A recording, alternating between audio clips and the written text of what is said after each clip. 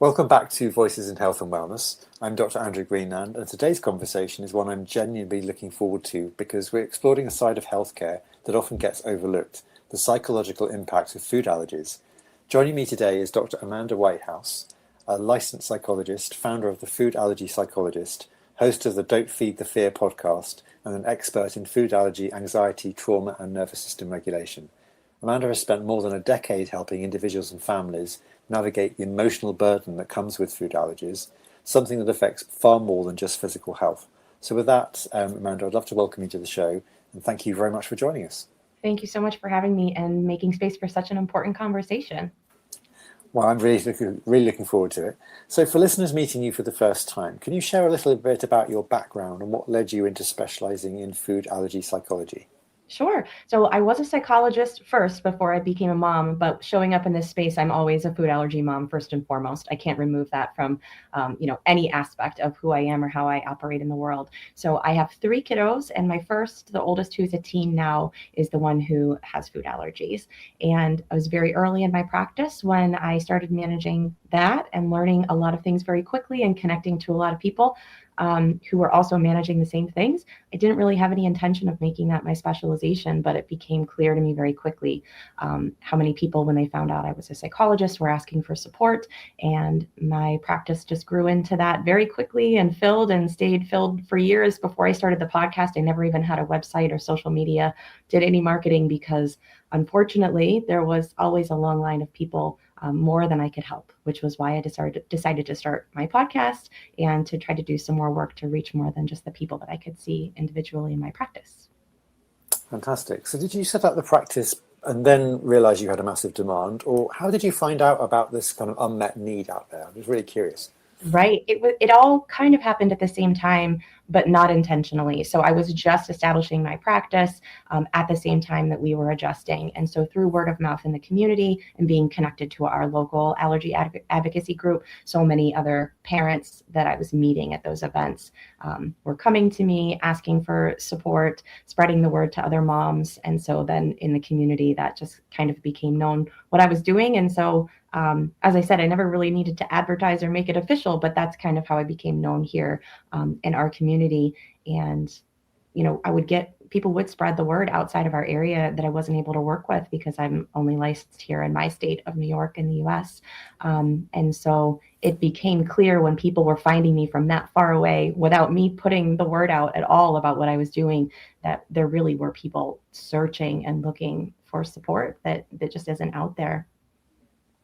So did you feel that patients were being medically supported but emotionally overlooked, or not even medically properly supported with this? Oh, I think there's a wide range within food allergy, honestly. I've talked publicly about some of our amazing experiences and then some of our really disappointing experiences. And I think this is probably true in a lot of areas, but you have to learn so much so quickly as a patient. I think the recognition of the emotional support comes afterward, because in the beginning, it's such an emergency situation of figuring out how to safely feed yourself or your child.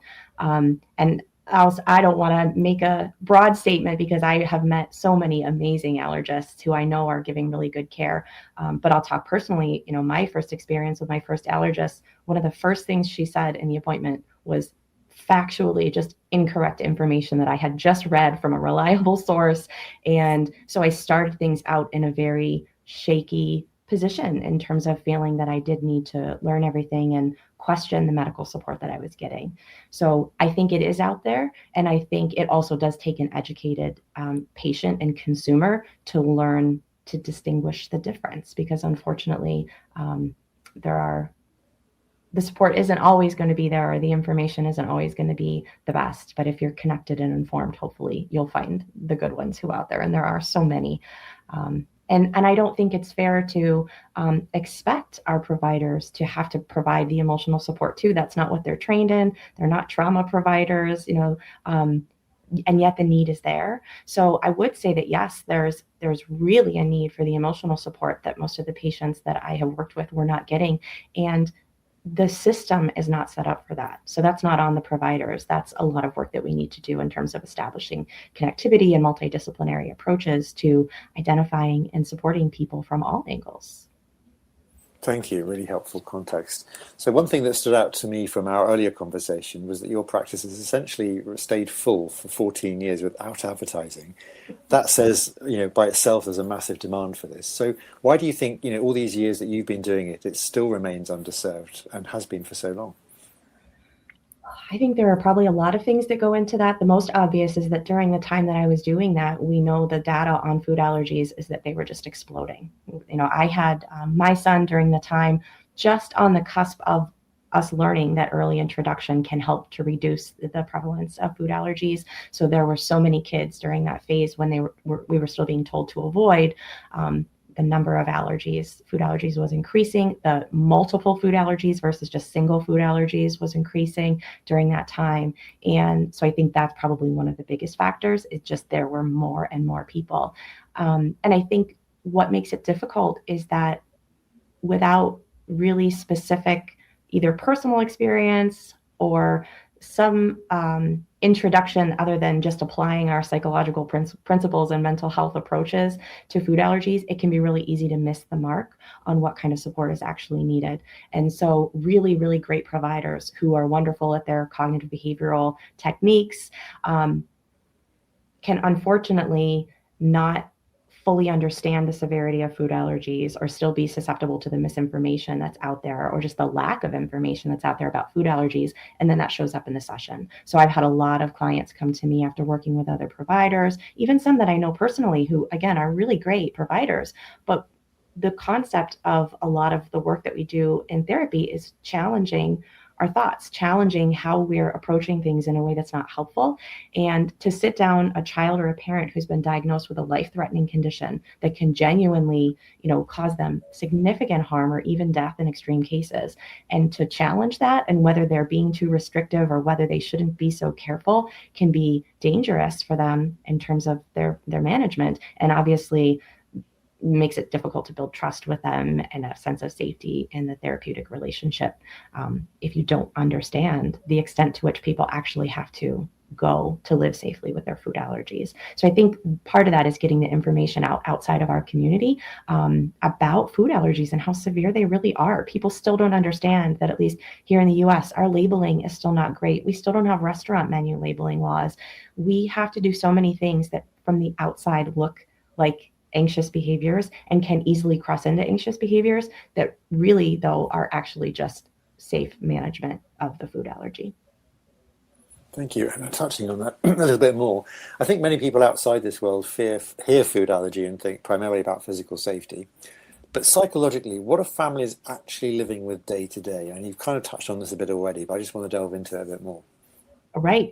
It touches on absolutely every part of life. So people outside, as you said, think it's just about safety and it's just about what you eat. But food is a part of all aspects of our society. It's how we celebrate, it's how we mourn, it's how we express love and affection and support. And those ways of integrating food to everything then affect us in every way of life. So it affects us at school, it affects us at work.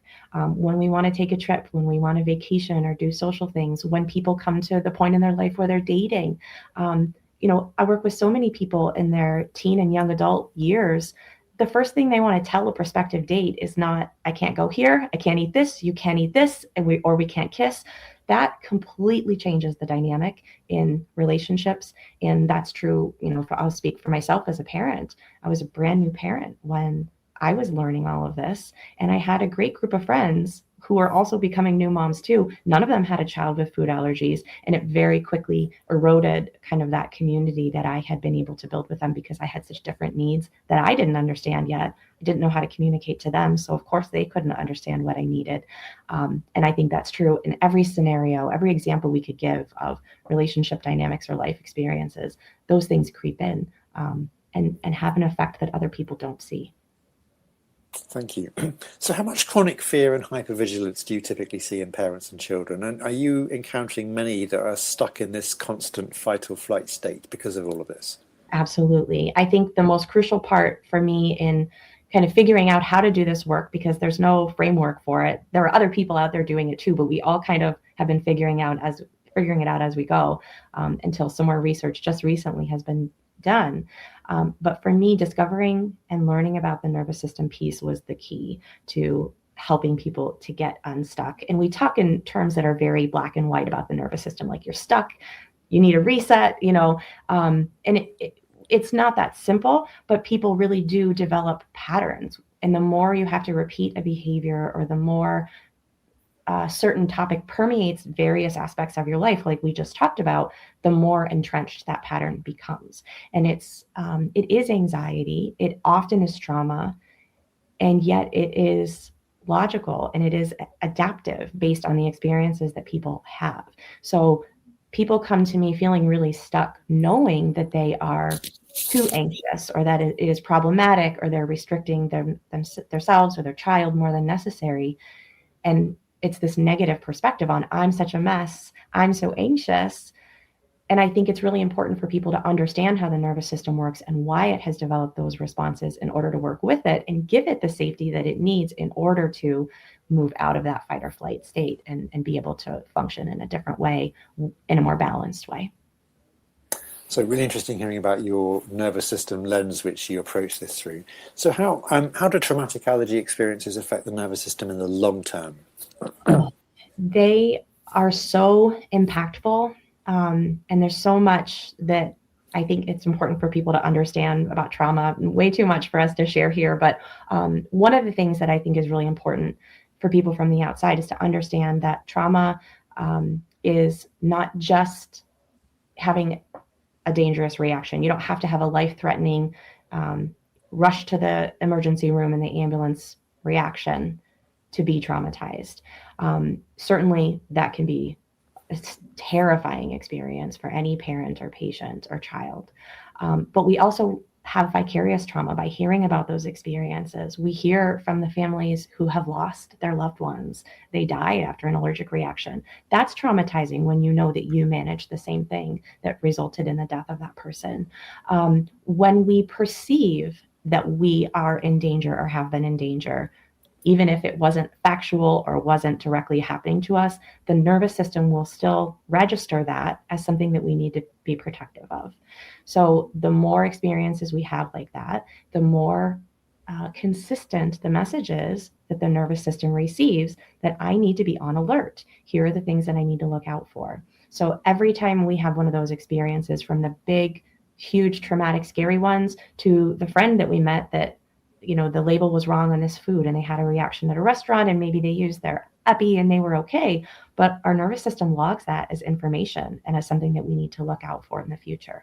So we have this data bank and all of these little touch points that are associated with it that can be so individualized to each person, of what are the signals of danger? What is my nervous system looking out for? And then that keeps the nervous system in this state of trying to always scan and take in all of that information to predict every possible danger that could happen to us.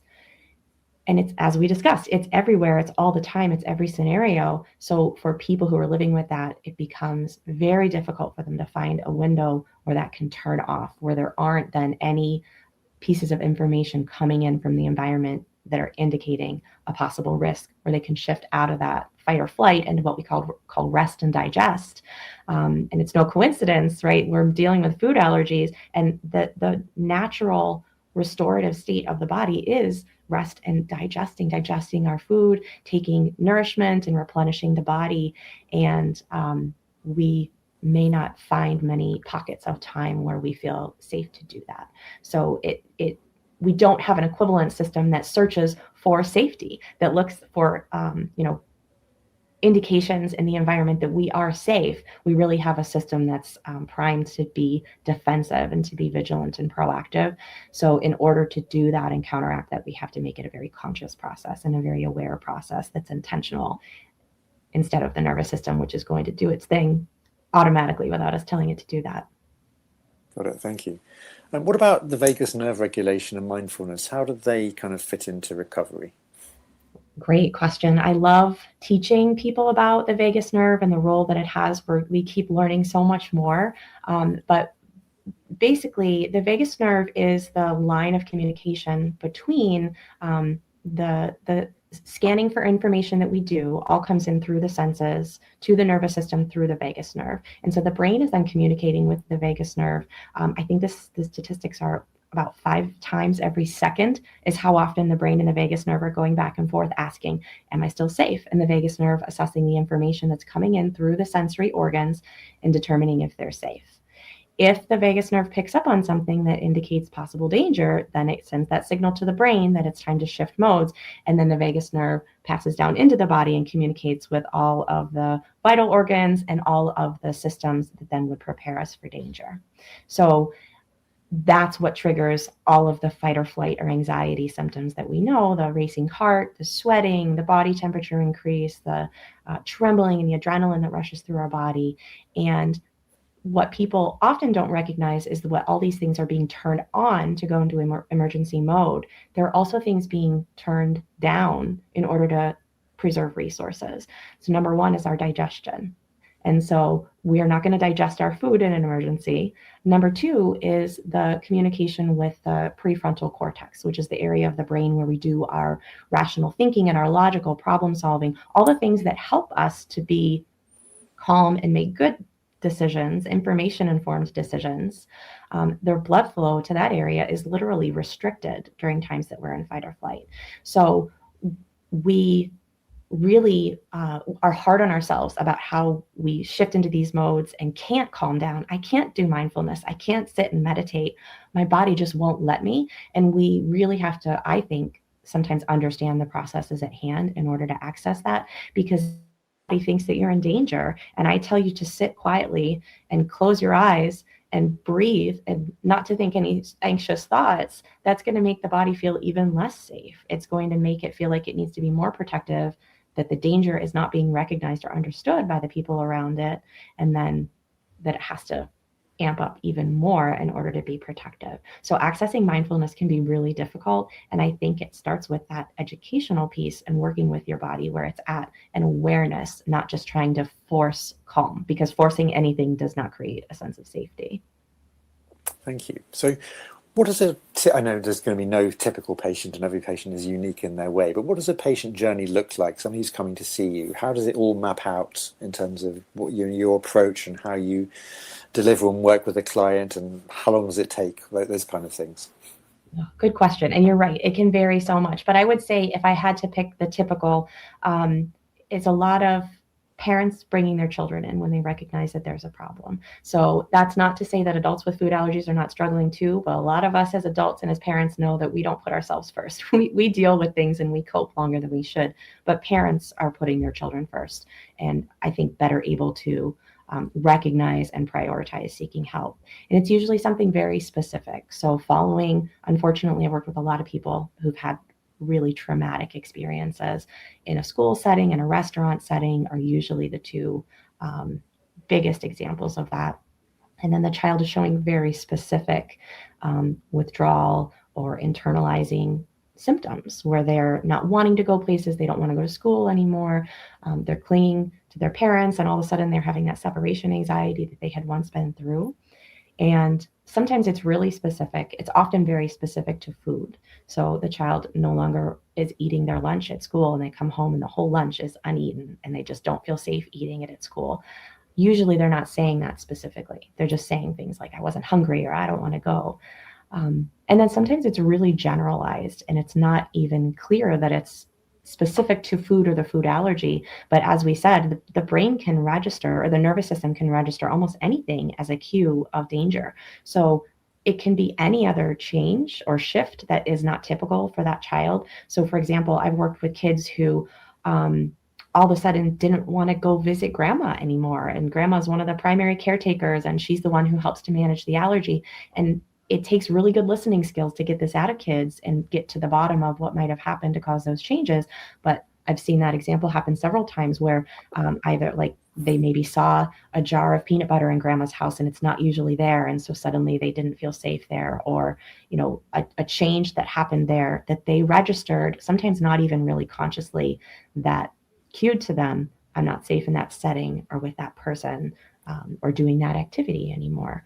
So usually parents notice. Parents have a good gut instinct when something is going on with their kiddo, and that's how they show up to me. And then we broaden it out so widely from that specific concern that they brought in. And you asked how long it usually takes, and that can be very different because it's very complex. It's not just the child's anxiety that's being brought in for support. The parent is usually very intertwined because, of course, we as parents, no shame to any other parent out there, I live it too.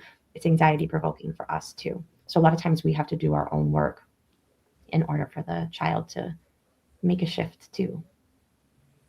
Got it. This is a real family outing, isn't it, for the obviously the sufferer as well as the parents and the immediate family. You mentioned, I think, in your upcoming book, focusing on the mental health impact of newer treatments like oral immunotherapy, which is a really fascinating angle because most conversations focus purely on the clinical outcome.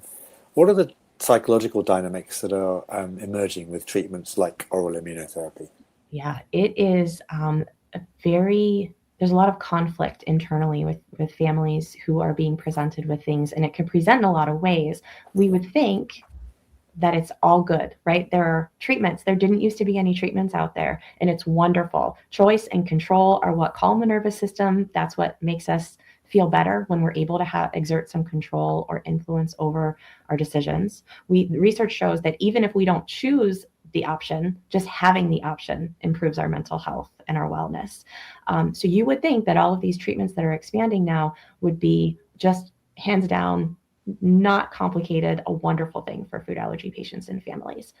However, it's not that simple, of course. One is access. I was seeking these treatments 12 years ago or so when they weren't widely accessible. And so I was searching all over, trying to hunt down a doctor and travel to get them. It has improved, but it is still the case that everyone doesn't have access to this. In the States, there is still a significant shortage of allergists, period. So some people's food allergies aren't even managed by a specialist. It's through their primary care doctor. So to have someone providing these treatments, let alone multiple ones, if there's one that you want and your doctor happens to provide that one, you're extremely lucky. So some people, the conflict is, I want to do this and I can't get access to it. It's not affordable. The distance is too far. The investment of the treatments emotionally and time-wise is a lot too. So it varies depending on which option is chosen, but that is a really significant commitment that people have to make if they're going to choose one of those treatments. And then all of that is kind of just still the practical part, but the mental health side of it is I've been spending X amount of years, however long that is for the patient, making sure that I don't ingest this allergen, I don't come in contact with it at all. And now we have treatments that require the exact opposite. And as we talked about before, the logical, rational part of the brain can be very disconnected from the emotional fight or flight part of the nervous system and brain. And even when we know that these treatments are effective, the thought of actually carrying forward with consuming the allergen is a really, really big shift to ask for people. They can want it, they can understand it and believe it and know that it's going to be helpful, and yet the nervous system will have its response when they're facing something that has been so scary for them for many years. So it's a really complicated decision-making process for people. And as we said before, there's not a lot of support. The medical information is being offered, but I think more and more allergists are realizing and doing a good job of talking patients through the other side of this, the reasons for seeking the treatment. Where is the anxiety level? How will that impact the treatment? But I think we need so much more of that. And so that's why I decided to write the book, because I've lived it.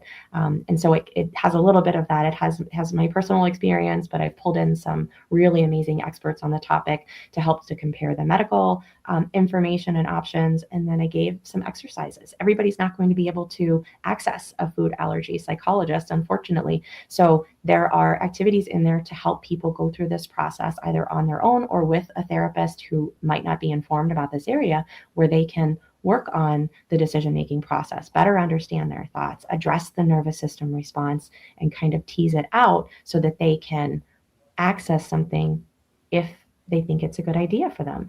And the flip side of that is I'm not out here trying to tell everybody to go out and get allergy treatment. It might not be right for everybody. And I think there's a lot of pressure and guilt and shame and all of these difficult emotions that come along with every part of food allergies. And this is one of them. So I know a lot of parents who have not chosen treatment, either out of guilt or shame, or chosen treatment out of pressure and guilt and shame. And that is not a good place to make a decision from, no matter what the outcome is. Got it. So what are the prescribing practitioners for these therapies potentially missing when introducing these therapies, and what would you like them to know or to take on board from your experience? I would love, my dream would be for all of them to have systems in place that, at least on a very simple level, are assessing and keeping an eye out for indicators that people are already struggling with anxiety. I've worked with a lot of people who've pushed forward with treatment and it didn't go well because the anxiety was underlying. It can be hard to miss. It's not going to show up probably in a quick consult with your allergist. How many times or how many minutes are they actually in the room with you? We're very high functioning anxious parents and patients. We survive by having everything together, following all the rules, staying calm on the outside when we are struggling on the inside. And that's how they look at appointments. They don't always look like they're an anxious mess. The kiddo doesn't always look like they're super scared and, uncomfortable. So I would love it if they could all incorporate some form of checking in on that and baseline education for everybody about what the process would be for any of the treatments in terms of the social, emotional, mental health part of the treatment, changing your perspectives. What are you committing to, and how might that impact relationships and family routines and your daily schedule and things like that everybody might not be thoroughly considering before they make the treatment decisions. Thank you. So one of the things this podcast increasingly explores is the reality of running healthcare practices and supporting people emotionally over the long term. What have you learned over the years about sustaining yourself emotionally in this kind of work and avoiding burnout, which is such a big thing at the moment for people in this space? It is. It's tricky. I know obviously my perspective will be different from a lot of your audience because I'm in the mental health field and not in the medical field, but I think there's probably some similarity. And for me, really the toughest part personally is that I'm doing something every day with people that touches on the hardest thing that I've ever dealt with in my life. So I have to be really mindful about where I'm at with what's going on in our family and in my life and the toll that that's taking. I love talking to people about food allergies and helping them with it. But when my son has a bump in the road or a blip in our allergy management, that can be really difficult. And so for me, I have to work in some extra support and things like that around it. Luckily, we've been in a good spot for quite a while. He's been in maintenance on treatments for all of his food allergies for years now, which was when I finally felt like now I have the bandwidth to start the podcast and try to do some more outreach because this isn't taking so much of me personally anymore. So for me in mental health, I think that's what it looks like. A lot of the people who are doing work similar to mine also have that personal experience. And so I think that is what makes us really good at it and can make it really hard for us that we have to be mindful of. Thank you. So thinking about the business side of running your clinic, because I think this is an important thing that practitioners will appreciate. You've been doing this for a while. You've established a very important niche. What are the things that are going particularly well for you from a business angle? Well for me, but not well for the community that I care about, is that allergies are still a huge problem. I think there is a mental health crisis within the food allergy community. I do think awareness is improving. We're getting more research on the topics. We have more options that we've been talking about. So what has helped my business to thrive, unfortunately, is that there was such a need. And honestly, I hope I can be put out of business and retire because we don't have these concerns anymore. But aside from just the need that's there, I think in mental health, really the value of therapy is in connection, and it's in healing through that relationship that you have with the provider, regardless of what lens or approach they use. And so being vulnerable enough to bring my personal experience into the room in an appropriate way, in a way that is always, considering what's supportive to the patient or the client, not because I need to talk about my stress today, but showing up as a human with similar lived experiences, I think really is what has helped my business and some of the other work that I've done to grow, because people want to be seen. People in the food allergy community often don't feel that they're understood, that their struggles are valid, or treated as valid by people that they encounter on a regular basis. And I think there's a really deep need for that. Thank you. And on the other side of the coin, what are the sort of challenges and bottlenecks that are most impactful to your business at the moment that you're having to navigate through? Well, I think we all here in the US could have our complaints about our healthcare system. And I think both with allergy medical care and then with mental health access is a big issue. So I struggle personally with a lot of the typical challenges of working with insurance. A lot of people are moving outside of health insurance in my field. I don't feel comfortable doing that because I feel that that will limit access to people. And I don't only want to serve the people who financially are able to seek that out. So I've had to navigate that, with especially recently, a lot of patience and a lot of focus on what my goal is and what is really important to me, my values and my identity as a provider, in order to tolerate some of those challenges. And in general, there's just not a lot of access to mental health care in the US. There are people who need help who aren't able to get it. There just aren't enough providers, again, let alone in my specialty. So it's a challenge to have so much work. It's a challenge for people to access it financially. And then it's a challenge, when I can't help everybody and I want to help more people than I can. Thank you. Now, you're a clinic owner, so you wear probably all the hats. What's your biggest time drain as a clinic operator? Is it the operational side, the administrative side? There's so much clinical work that it becomes overwhelming. What's your biggest time drain? There is a lot of paperwork for me in mental health. I personally have chosen, and this isn't a judgment of anyone who has, but I've chosen very carefully which time savers and which new developments to utilize in my practice. I don't outsource my billing. I do all that myself. I have not adopted AI practices into my note-taking and my record keeping. It's still evolving, and I feel highly protective of my clients in that way. So again, it's not a judgment of someone who's using that, but I'm finding myself really walking a fine line between things that could help to streamline that and then always protecting the privacy and the confidentiality of my patients, and really wanting more confidence in some of those things before I roll them out, and wanting them to feel trusting in every aspect of how I'm operating my business. I haven't approached it with many of them because I'm not doing it. So the only conversation I've had with most of them is just want to make sure you might hear about these, AI systems that are recording your session and turning it into a note for the provider. I'm not using that. But even those short conversations where I'm telling them that I'm not doing it, people are having a lot of discomfort with it.